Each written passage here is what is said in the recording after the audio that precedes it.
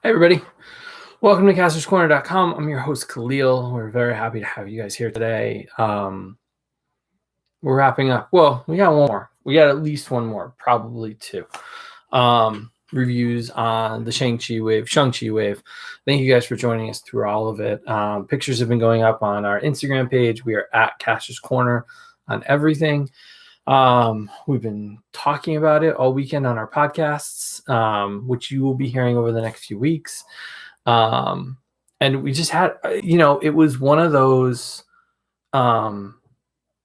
winning moments of the week for me. I didn't think I was going to find it. I was trying to stay away from it. And sure enough, there we go. 1, 2, 3. Just done. Just got it. All thanks to Walmart putting stuff out. So we're going to wrap up the look at the actual Mr. Hyde wave with the 4 Shang-Chi movie wave figures. And we've got one more movie figure to look at probably tomorrow, although we might take a look at this big guy tomorrow, but we'll see. And then come back to the last one. So there are 4 movie figures in this wave. I'll be honest with you, I wish that there were more. And I think I spoke about this earlier in one of the previous ones during one of the interviews. I can't remember if it was MCU, Collector 24, or oh God, I can't remember his name. It's Dan Hu from the UK. They were talking about Dwight and the team, and Ryan and Dan were talking about making figures for movies and how the production companies, Disney, sends them pre-material character designs so they can get started on the figures, and they get the costume and accessory designs later. And then they get a list of figures or characters that could be a post-movie, a post-release wave, I think is what they called it. They might have called it something else. And so I understand, like, they can't release the post-movie stuff that's going to ruin something. I personally think that there's a secret here. We'll talk about that later in the week. So we get the figures that we see in the first trailer, basically. We get Death Dealer here. We get Wenwu here. We get Xialing, I think is her name. And we get the main character, Shang-Chi. And I said when we were going to do these figures, we were going to talk about texture. Action figures in general are smooth. I know that kind of sounds weird to say, but for the most part, the figures themselves don't have a lot of texture to them. They may have designs in them, and I'm only going to use him because he's sitting right here. So these are like ridges in there, but the plastic that's used here is smooth. There's not a lot of texture to this. There's sculpt work, right? There's some texture to the hair, but for the most part, this guy right here is all the same texture, at least in my head. These Shang-Chi movie wave figures, like Death Dealer here, everything on him in a lot of different ways has texture. And I really like it because it adds a lot of depth to the figures themselves. So we'll start with Death Dealer. We don't know who's under this mask. I personally think it looks a little bit feminine from the eyes, from the design, from the trailer itself, and the figure itself. It looks a little bit feminine to me. Is there a female underneath here? Maybe. I don't know. We'll see. Our chat's off. I don't know why our chat's off. So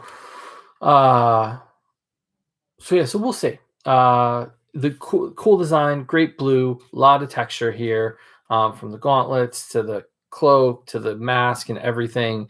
The paintwork and detail work on the face. There's some close-up shots on the website that you'll be able to see in the gallery on the website, but you can see there, like, all the texture on the tunic or the wrap on it, him, her, on the hands, on the eyes. It's a really, really well-designed figure. it's a really great addition to the MCU as well. So with Death Dealer here, we get a few. I think it's Death Dealer, right? I'm not speaking out of. Yeah, Death Dealer. Sorry, I don't know much about this world, and I'm really excited to learn about it from the movie. We get alternate hands here. We get one with the knife, like throwing it over the shoulder, and then we have one with knives that are being thrown out. So like that. I don't necessarily know if the like I understand the process for this. I understand why they did it. I'm not 100% sure I like it. I'm having a really hard time posing the figure for photographs where this looks really cool, to be honest with you. But I like the difference. You know, it's not just a fist, it's not just an open hand. And the hands here definitely have a very movement oriented look to them. So I think that's pretty cool too. So there's one. Oh, the one drawback here though, this piece right here, yes, it has a split, but it does, oh, okay. It gives a lot more range of movement than I thought. But being one solid piece, torso movement is pretty limited. You can bend at the waist and you can turn at the waist, but the upper torso is definitely hindered by that piece for sure. So there's Death Dealer. Let's take a look at Shining next. Again, pants are smooth, but the top here, it's all textured out. I don't know if you'll be able to see it on there, but all those lines, all those black lines are individual lines on the costume, which I think is really, really cool to kind of see. Maybe not every single one, but a lot of them are textured lines that are painted over. Really nice hands, extra hands, all the different kind of posing hands. You'll see them on the website as well. And she comes with a rope weapon, which unfortunately only comes in one form, which is completely neutral or ready to throw. It would have been really cool. And I'm sure some people could figure out how to make it. It looks like one of those long ropes. I don't know martial art weaponry with the hook at the end and the handle. I think it's going to be a really cool scene to watch her use it in the film, as well as her extra hands in here. So she comes with 6 sets of hands. Sorry, not 6 sets, 3 sets of hands, 6 hands total. So I think the likeness to the actress is really well done. It's just an all-around great figure. Now, the two biggest... Now, I don't know much about either one of these and their roles within the film, which is nice. It's a nice... Oh, our lights almost went out. Which is a nice little addition here to them. But this is the one everybody's... In addition to Shang-Chi himself, Wenwu, Shang-Chi's father in the film, we get revealed in some way, shape, or form that he is the head of the Ten Rings organization, meaning he's the real Mandarin that we've been waiting for years now.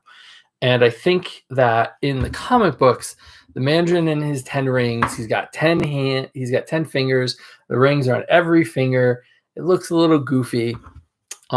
They have moved the rings, the 10 rings, around his forearms, which I think is really cool. The kids' toy shows that like power gauntlets almost are like blue translucent. I wish they included something like that. He does come with a bunch of alternate hands and one extra long weapon. Again, I'm sorry, I don't know the name of the weapon. Right here. So I think that that's really fun. It's got the hook, it's got the blade. Again, like another set of three sets of hands, so 6 hands total. So you get a lot of different looks for him, whether he's in his fighting pose. You get the neutral fists. You've got some other options there. So I just think that, you know, in the trailer, it shows a person sitting on the throne with longer hair, with the long in the back. He's much shorter hair, much more clean cut. Likeness to the actor, again, is just stunning. I think they really did and stepped up the game for these figures 100%. I think these are some of the best movie figures, and I think it's just going to get better from here. Like, it's just going to continue just to raise that bar and raise that bar. Finally, title character, Shangji, here. Again, costume, completely textured. Pants, different texture. Sneakers. The only flat pieces, flat plastic, is on the forearms there. Otherwise, he is just stunning. I think they just nailed him. Nice, bright. Camera shows a lot brighter. This is a lot more muted. It's a little bit more of a maroon. It's not as bright there. You also get alternate hands with him, a whole stack of them. Same thing. 3 sets, 6 hands total. Almost lost them. You can go to the website, castorscorner.com.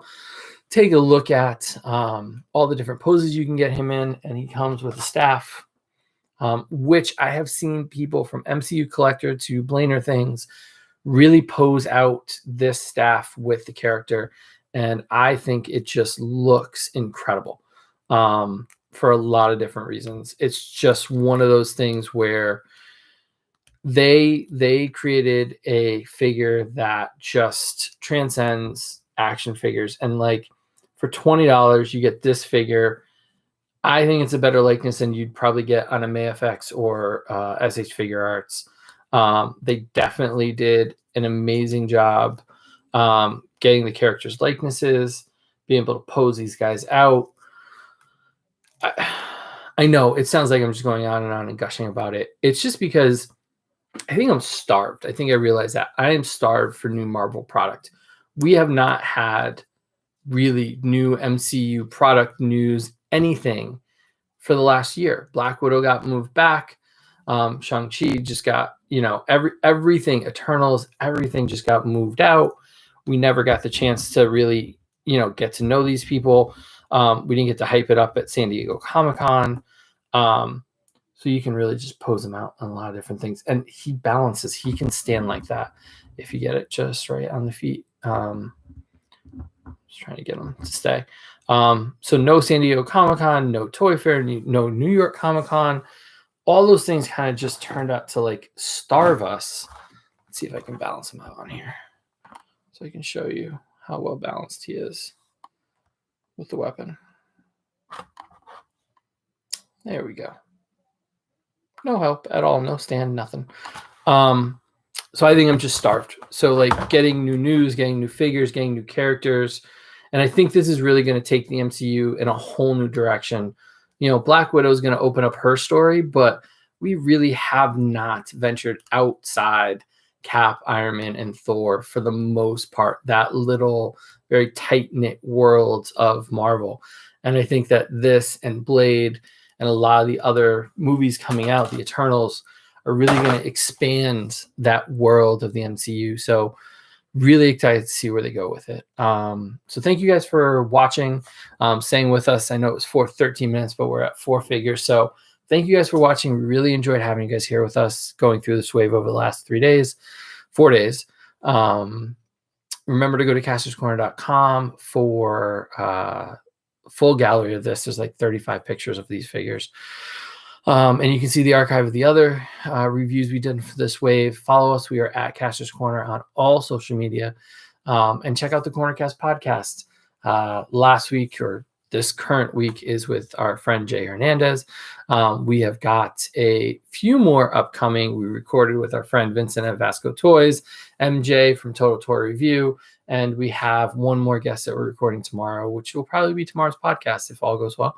So we're really excited about that. So thank you guys for watching us. Remember to hit that subscribe button. We really appreciate the support, because the more of you that subscribe, the more cool things we get to do, and we get to share them with you. And I think that that's the best part of doing all this work, is to be able to share these fun experiences and geek out about this stuff, because for so long we weren't allowed to. So thank you guys for watching. We'll see you tomorrow night, and we'll take a look at another Marvel. Or Brian and one of our fellow Connecticut collectors also got me this. So maybe we'll take a Legends break and talk about some McFarlane. I don't know. We'll see. And we got Star Wars too. We got so much. So come back and get close-ups of all this stuff. Thanks for watching, guys, and we'll see you tomorrow.